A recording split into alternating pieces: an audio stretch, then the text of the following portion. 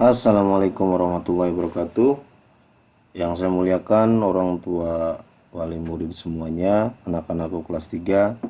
Hari ini kita akan pembelajaran daring, langsung saja. Kemarin itu kita sudah sampai di pembelajaran 3 ya. Nah, jadi kita masuk di pembelajaran 3. Di pembelajaran ini langsung saja kita akan belajar tentang makna atau filosofi yang terkandung daripada tunas kelapa. Apa itu tunas kelapa? Tunas kelapa itu adalah lambang daripada pramuka. Jadi kalau negara itu lambangnya adalah burung Garuda. Kalau pramuka lambangnya yaitu adalah tunas kelapa. Kenapa pramuka ini berlambangkan tunas kelapa? Enggak burung Garuda aja atau burung naga. Nah, mari kita bahas. Tunas kelapa. Coba perhatikan gambar di samping. Gambar tersebut dikenal dengan tunas kelapa. Gambar tunas kelapa dijadikan sebagai lambang gerakan pramuka Indonesia. Jadi, lambang gerakan pramuka Indonesia itu tunas kelapa. Digunakan sebagai lambang pramuka. Karena apa? Digunakan sebagai lambang pramuka karena tunas kelapa memiliki banyak makna. Di antaranya, perhatikan. Ini harus diingat dan diperhatikan kalau bisa digarisbawahi. Nomor 1, buah kelapa yang bertunas mengandung arti bahwa pramuka merupakan penerus bangsa. Jadi tunas kelapa itu jadi seorang pramuka itu adalah penerus bangsa. Dia yang akan memimpin negara ini. Jadi seorang pramuka, yang orang pelajar pramuka itu nanti yang akan meneruskan orang-orang pendahulunya. Jadi sebagai pramuka kalian harus siap menggantikan pemimpin-pemimpin di masa yang akan datang. Kemudian nomor 2, alasannya adalah memakai tunas kelapa. Pramuka itu buah kelapa diketahui memiliki daya tahan yang lama. Nah, kalian juga sebagai pramuka harus memiliki mental yang kuat, tahan banting. Nomor 3, pohon kelapa dapat tumbuh di mana saja. Sebagai anak pramuka kalian harus mandiri, tidak tergantung oleh orang lain, orang tua dan lain sebagainya. Kalian bisa hidup di mana saja, kalian bisa melewati segala rintangan dan hambatan. Kemudian nomor 4, pohon kelapa dapat tumbuh tinggi, berarti pramuka memiliki cita-cita yang tinggi. Jadi pohon kelapa itu tinggi. Maknanya supaya kalian memiliki cita-cita yang tinggi. Nomor 5, akar pohon kelapa menghujam kuat di tanah. Ini menunjukkan bahwa pramuka memiliki tekad keyakinan yang kuat. Nah, nomor 6, kelapa merupakan tumbuhan yang serbaguna. Jadi seorang pramuka harus bermanfaat bagi nusa, bangsa, agama, dan orang lain. Nah, di sini ada pertanyaannya, silakan dikerjakan. Lanjut ke halaman 16. Nah, generasi pramuka. Nah, sebagai generasi pramuka harus memiliki sifat-sifat berikut. Nah, di antaranya apa? Memiliki keyakinan agama yang kuat, belajar agama yang baik, berjiwa Pancasila. Apa itu berjiwa Pancasila? Ya sesuai dengan Pancasila. 1, ketuhanan yang Maha Esa, berarti dia memeluk agama dan melaksanakan ajaran agama dengan baik. Dan 2, kemanusiaan yang adil dan beradab, berarti dia sopan dan santun dan lain sebagainya.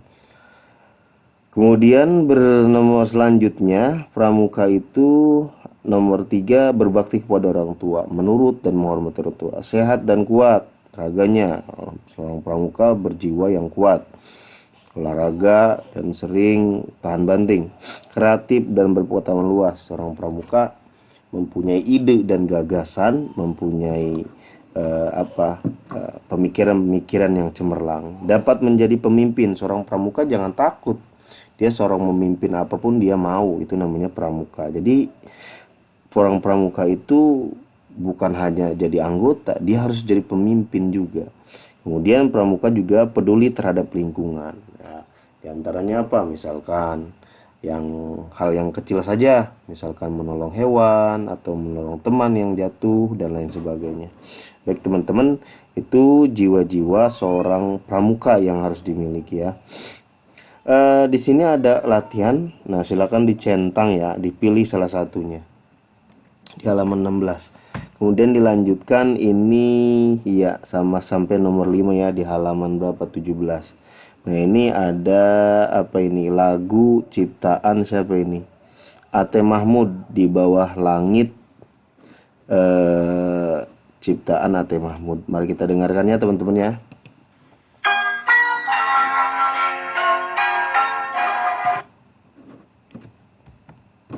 Maaf, pencet. Kita ulangi ya.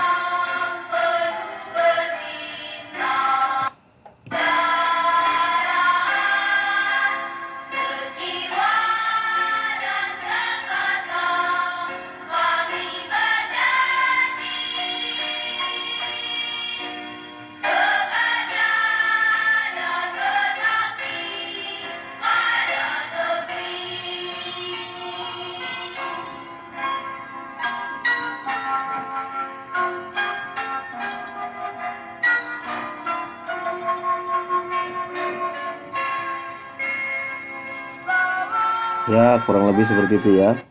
Kita lanjutkan pembelajaran kita. Selanjutnya kita belajar matematika. Nah, ini di pembelajaran matematika langsung di halaman 119.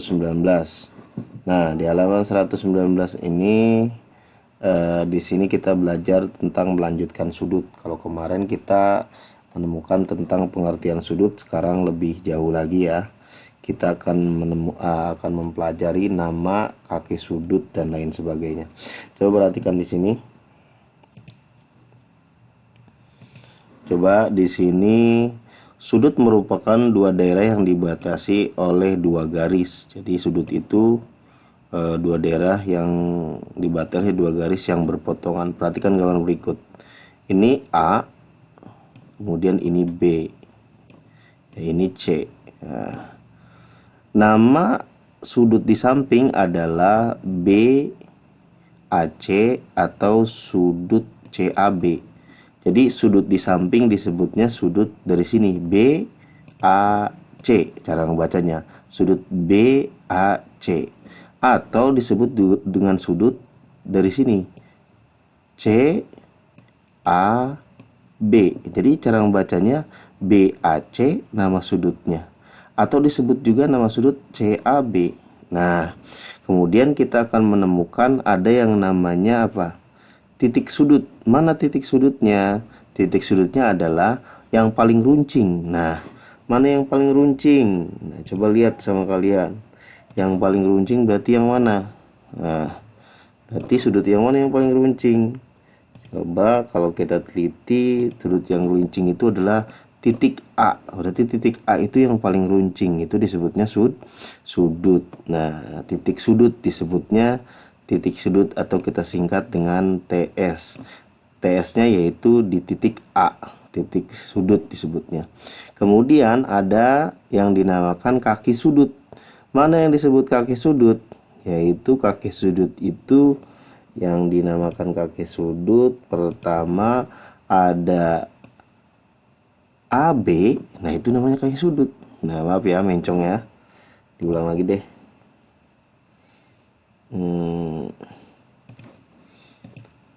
Ada sudut dari sini ya, dari sudut AB. Kemudian yang di sudut ada yang kaki sudut yang kedua yaitu AC. Nah, pakai warna yang lain ya, yaitu nah ini jadi kaki sudutnya itu pertama AB AC. Nah, berarti kita ulang ya, nama sudutnya yaitu sudut BAC atau CAB, itu nama sudutnya. Titik sudutnya sudut A, kemudian kaki sudutnya disebut AB, kaki sudut yang kedua disebut AC. Nah, kalian sekarang sudah tahu mana sudut, titik sudut, kaki sudut, dan nama sudut. Nah, coba kalian pikirkan ya. Jadi misalkan gini, misalkan contoh yang lain, misalkan di sini Bapak kasih ini. Nah, misalkan di sini X, Y. Misalkan di sini P. Nah, ini huruf Y misalkan ya. Kira-kira nama sudutnya apa? Nama sudutnya. Nah, nama sudutnya kira-kira apa ya? YXP atau PXY. Itu nama sudutnya. Nah, kira-kira titik sudutnya mana? Ya titik sudutnya tentu X. Ini namanya titik sudut. Kira-kira kemudian kaki sudutnya mana? XY sama XP. Itu namanya kaki sudut. Nah, kita ulang. Nama sudut ya disingkat. Nama sudutnya berarti apa tuh? Ada dua. Kalau kita lihat di sini ya. YXP, YXP. Nah, itu nama sudutnya. Atau PXY. Ya, ini contohnya ya. Ini namanya nama sudut disingkat NS. Kemudian ada lagi apa? Selain nama sudut, ada lagi titik sudut. Mana titik sudutnya? Kalau ngelihat di sini, titik sudutnya mana? Ya berarti X nih. Titik sudutnya yaitu X. Kemudian ada kaki sudut. Nah, kita singkat jadi KS. Kaki sudutnya apa? Kaki sudutnya yaitu berarti dari sini nih, XY, XY atau XXP. Gitu ya. Sampai sini paham ya? Mudah sekali ini. Nah, pembelajaran ini, nah di sini ada tugas nih ya teman-teman. Nah, silakan kalian teman-teman sudah paham, yakin Bapak ya, karena sudah Bapak jelaskan. Nah, ini sama dengan pelajaran matematika di buku matematika. Nah, kalau ini matematika di tematik, apa ada buku, yaitu buku matematika di buku matematika yang lain gitu ya. Jadi kalau ini matematika dalam buku tematik, ada buku matematika tersendiri. Kalau di buku matematika tersendiri itu di halaman berapa? 148. Oleh karena itu silakan dikerjakan buku matematikanya di halaman 148 juga. Sama materinya seperti ini. Jadi dikerjakan juga ya, soalnya materinya sama. Jadi tugasnya selain ini di buku matematika juga dikerjakan. Kemudian kita lanjutkan. Di pembelajaran 4 ini kita akan mempelajari simbol negara. Nah, apa ini simbol negara? Nah, kita sering simbol melihat gurung Pancasila. Sampai hafal tuh Pancasila nomor 1 sampai nomor 5. Nah, perisainya, logo-logonya dari kelas 2 ya. Nah, cuman kita nggak tahu apa sih makna filosofinya daripada burung Pancasila itu. Mari kita bahas. Nah, kita akan mempelajari lambang dan arti daripada burung Pancasila. Setiap simbol itu memiliki arti, sama seperti tadi tuh. Tunas kelapa memiliki arti. Begitu pula dengan Pancasila, burung Garudanya memiliki arti. Makna pada Garuda Pancasila. Pada pembelajaran lalu kita mempelajari pelajaran beberapa makna Garuda Pancasila. Sebagai lambang negara, Garuda Pancasila memiliki banyak makna. Semua makna itu menjelaskan identitas bangsa Indonesia. Identitas itu jati diri. Nah, jumlah helai bulu Garuda Pancasila memiliki makna atau menjelaskan tanggal proklamasi kemerdekaan Indonesia. Coba perhatikan berikutnya. Coba diperhatikan. Diurutkan, maka kita akan mendapatkan urutannya 17, 8, 1945. 17 itu tanggal kemerdekaan Indonesia, 8 itu bulan kemerdekaan Indonesia, 19 itu tahunnya ya, 45 itu tahunnya. Urutan tersebut menunjukkan 17 Agustus 1945. Coba perhatikan. Jadi si ininya nih, burung sayapnya burung Garuda ini memiliki 17 helai. Hitung sama kalian nih, dari ujung sampai sini ada 17. Ini juga sama 17, menunjukkan 17 Agustus. Kemudian bulu bawahnya ini nih ada 8. Ini menunjukkan tanggal, kalau ini menunjukkan bulan, ada 8. Nah, kemudian ini ada 19 nih di bawahnya. Bulu-bulu yang kecil di bawah ekornya ini nih. Nah, ini ada 19 menunjukkan tahun. Nah, ininya nih di lehernya burung Garuda semuanya bulu-bulu yang kecil ini ada 45 menunjukkan tahun 1945. Kemudian apa sih simbol yang lainnya? Ada warna hitam pada latar simbol pertama. Nah, ini kenapa warna hitam, nggak pakai warna putih aja? Nah, ini melambangkan semesta yang maha luas, bahwa menunjukkan bahwa itu tuh agama itu memiliki cinta dan kasih sayang yang luas. Oleh karena itu kita sebagai warga negara harus harus mempelajari agama itu dengan sempurna supaya bahwa agama itu menjadi kebaikan bagi orang lain. Kemudian kita lanjutkan. Nah, warna selanjutnya, warna putih pada simbol sila ketiga dan sila kelima. Nah, ini sila ketiga, sila kelima itu makna kesucian, kebenaran dan kemurnian, bahwa itu menunjukkan suci, benar dan murni. Warna merah pada latar simbol kedua nih, merah nih. Nah, dan keempat, nah ini rantai melambangkan keberanian. Kalau merah kan berani. Adapun garis hitam dan tebal pada bagian tengah perisai nih. Garis hitam bagian sini nih. Nah, tengah-tengahnya nih, pinggir-pinggirnya ya, perisai melambangkan garis khatulistiwa melintasi Indonesia. Nah, baik teman-teman, kira-kira sampai situ ya tentang filosofi atau makna daripada Pancasila, Garuda Pancasila. Kita lanjutkan. Kita lanjut ke halaman 25. Di halaman 25 kita akan mempelajari tentang kode kehormatan pramuka siaga. Nah, ada pramuka itu ada pramuka siaga, ada pramuka penggalang. Dan ini masih siaga teman-teman ya. Nah, di sini kita belajar tentang kode kehormatan. Nah, kode kehormatan pramuka berbeda-beda berdasarkan golongan usianya. Untuk pramuka siaga terdapat kode kehormatan Dwi Satya dan Dwi Dharma. Nah, di sini apa itu Dwi Satya? Apa itu Dwi Dharma? Kalau Dwi itu dari bahasa Sanskerta. Dwi Satya, Dwi itu dua, Satya itu janji. Berarti dua janji. Mari kita baca. Ini Dwi Satya. Berarti Dwi Satya Pramuka, dua janji pramuka. Nah, sering kalian ditulis ini ya di kelas ya. Aku berjanji dengan sungguh-sungguh. Maka ditulisnya di sini aku berjanji. Dwi itu dua, Satya itu janji. Berarti dua janji pramuka. Sebagai orang pramuka harus berjanji. Nomor 1, menjalankan kewajiban terhadap Tuhan dan Negara Kesatuan Republik Indonesia. Jadi sebagai seorang pramuka harus menjalankan kewajibannya. Pemeluk agamanya masing-masing. Agama kita apa? Islam. Berarti kita harus melaksanakan kewajiban-kewajiban kita sebagai orang Islam dan menjalankan aturan-aturan yang sudah ditetapkan oleh negara.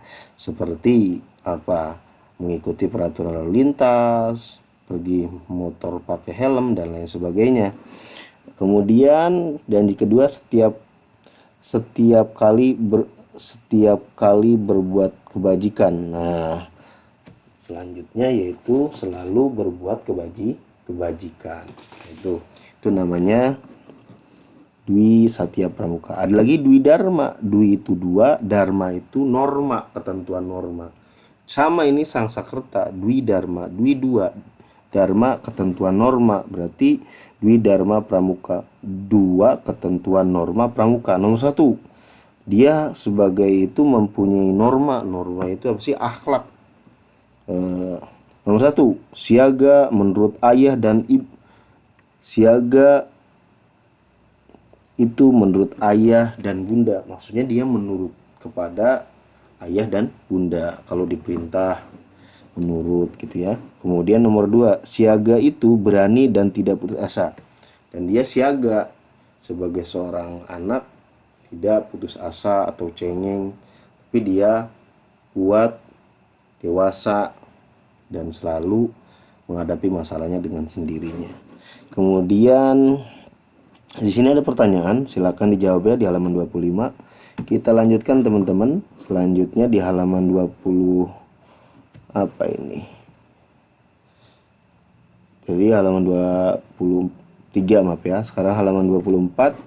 Di buku halaman 24 itu ini pelajaran olahraga. Nah, ini adalah tentang keseimbangan tubuh teman-teman ya.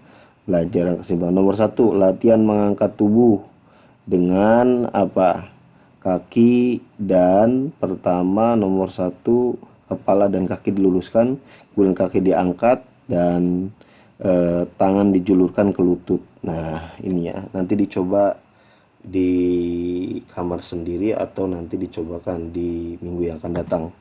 Kemudian latihan kedua, keseimbangan huruf F. Nah, kalau tadi apa? Seperti huruf I ya, sekarang seperti huruf F.